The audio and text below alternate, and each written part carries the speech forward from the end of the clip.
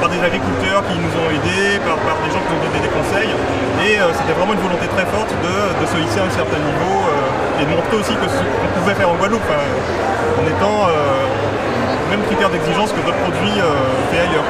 Alors vous êtes là aujourd'hui sur la foire de Paris.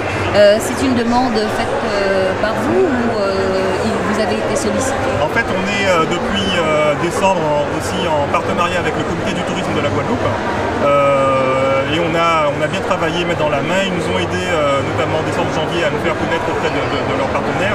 Et là, on s'est dit ensemble que ce serait bien justement de profiter de la foire de Paris pour gagner encore plus de visibilité d'exposition. Notamment, on a été bien épaulé par Yves Noël qui travaille ici au comité du tourisme pour bien définir ce que peut être notre présence ici.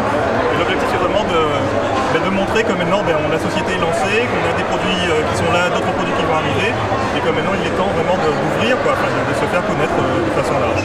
Alors on aurait plutôt pensé, représentant les îles, des couleurs, on dirait chatoyantes, et vous avez donc choisi des couleurs plutôt pastel.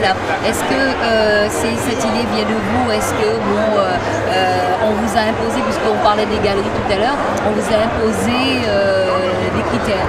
L'idée c'était de se démarquer, à la fois de se démarquer vis-à-vis des produits métropolitains qui se font ici. Donc quand ça c'est dans les rayons par exemple des magasins ici, les gens tout de suite remarquent, ils se disent mais voilà quelque chose qui fait vraiment tropical. Je ne sais pas si vous voyez le visuel de l'ananas, c'est très marqué en fait, on sent que c'est quelque chose qui n'est pas européen.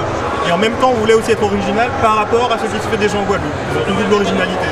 Et c'est ce qui explique qu'on ait choisi à la fois d'avoir des dessins marqués exotiques, tropicales, tout en s'éloignant un petit peu des codes habituels que sont le madras et compagnie. Qu'attendez-vous de la foire?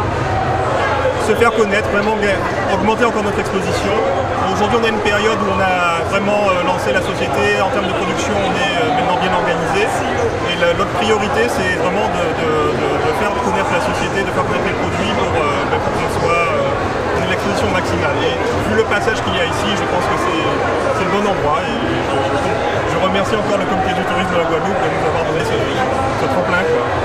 Bien, en tout cas, je vous souhaite bon courage et bonne continuité. Merci beaucoup.